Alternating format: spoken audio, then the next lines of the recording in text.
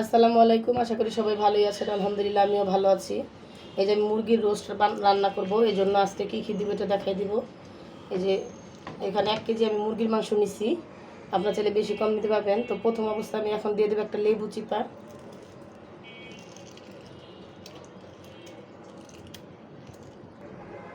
এখন এই যে অল্প অল্প করে দিয়ে দেবো মাখানোর জন্য। একটুখানি দিলাম রসুন বাটা, আর একটু দিয়ে দিলাম হলো জিরা বাটা, কিছুটা দিয়ে দিলাম আদা বাটা,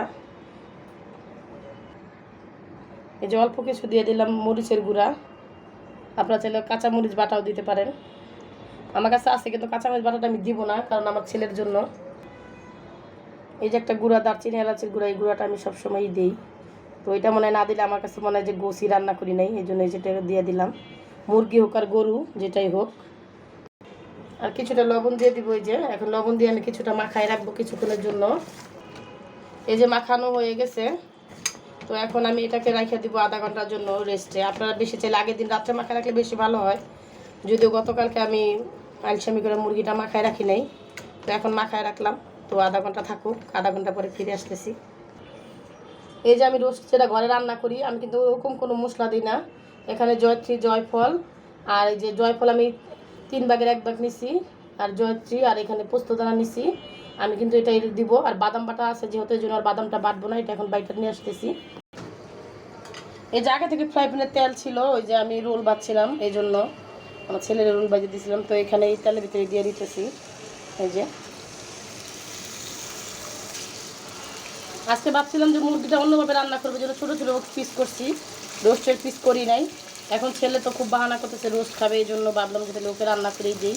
ও তো এই মুরগি ছাড়া কিছুই খায় না।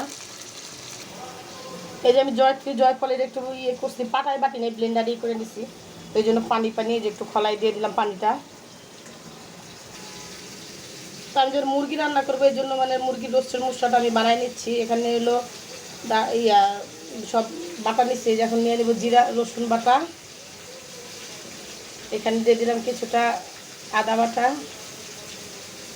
আর দিয়ে দিলাম জিরা বাটা, যদিও কথাটা সরি ভুল হয়েছে। আর যেখানে দিয়ে দিলাম 1 চামচ বাদাম বাটা। এই যে এখন আমি এগুলো সব একসাথে করে নিতেছি। এখানে কিছুটা দিয়ে দেবো মরিচের গুঁড়া, ওইখানে কিন্তু কিছু দিয়েছিলাম, তো আরেকটু দিব। ওই যে মরিচের গুঁড়া দিয়ে দিব। আর নামানোর আগে 2-3টা হয়তো কাঁচা মরিচের করে সেটাই দিব।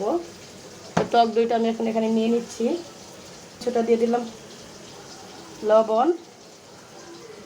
এই যে আর লবণের আগে আমি যেহেতু দিছি, এই যে এখন আমি এখানে কিছুটা টক দই নিয়ে নিচ্ছি। এই রান্নার শব্দগুলো কিন্তু আমার কাছে খুবই ভালো লাগে, এই জন্য আমি এক্সট্রাভাবে কোনো বয়স দিতে চাই না। 2 টেবিল চামচ এই যে টক দই নিয়ে নিলাম। এটাকে আমি এইগুলোর সাথে মিশাই নিব। তো আমার যে মশলাটা হয়ে গেছে, আজকে এই মশলাই দিব। এই যে এখানে রেখে দিলাম। এখন আমার মুরগিটা ভাজা হয়েছে। এই যে মুরগিটা একটু ভাজা হয়েছে, বেশি ভাজবো না বললাম, এই জন্য আরেকটু উল্টাই দিতেছি, কারণ এগুলো বড় মুরগি, বেশি ভাজলে বুকের মাংসটা আশ্বাস হয়ে যায়।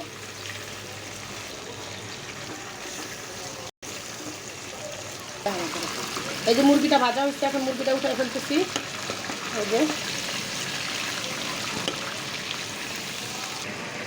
এই যে পেঁয়াজ কিছুটা দিয়ে দিলাম ওই তেলের ভিতরেই। এখন পেঁয়াজটা একটু ভাজা হোক। এই যে 2-3টা তেজপাতা দিয়ে দিলাম, কারণ যেহেতু আমি গুঁড়া মশলাটা দিই নাই, নিজেই বানাইছি, এই জন্য।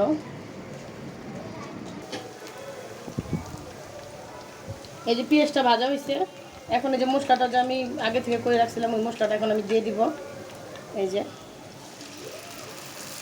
এটা একটু কষানো হোক মশলাটা। এই যে কিছুটা সস দিয়ে দিলাম, ক্যামেরাটা অন করতে মনে নাই, এই জন্য। এই যে মশলাটা দেখেন কষানো হয়েছে। আমি কিন্তু অত আসলে স্টাইল করে রান্না করতে পারি না, আমি ঘরে যা রান্না করি যেরকম করে ওরকম করে রান্না করলাম। এই যে এখন আমি মুরগিটা দিয়ে দিব। এই যে একটু ডাইকা দেই। এই যে দেখেন এখন একটু সাইড দিয়ে লেগে যাইতেছে, তো এই জন্য আমি একটু দুধ দিয়ে দিব। এখানে আমি গরুর দুধ নিচ্ছি, এই যে 1 গ্লাস পরিমাণ।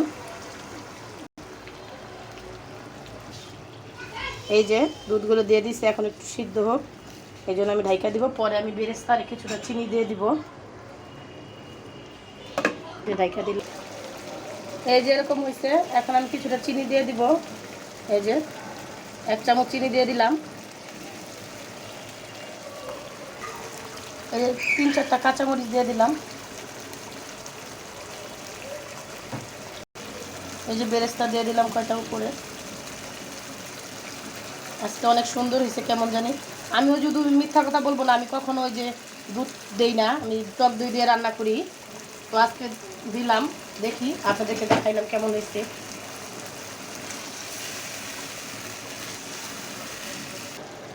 এই যে একটু কেওড়া জল দিয়ে দিলাম আর গোলাপ জল দিয়ে দিলাম। আমার রোস্টটা হয়ে গেছে। এই যে দেখেন, আমি জানি না কে কেমন করে রান্না করেন, হয়তো আপনারা অনেক কিছু দেন, অনেক স্টাইলে রান্না করেন। আমি কিন্তু আগেই বলছি আমি ওরকম ভালো রান্না পারি না, যেটা সেটাই। এই যে সবাই ভালো থাকবেন, সুস্থ থাকবেন, আল্লাহ হাফেজ।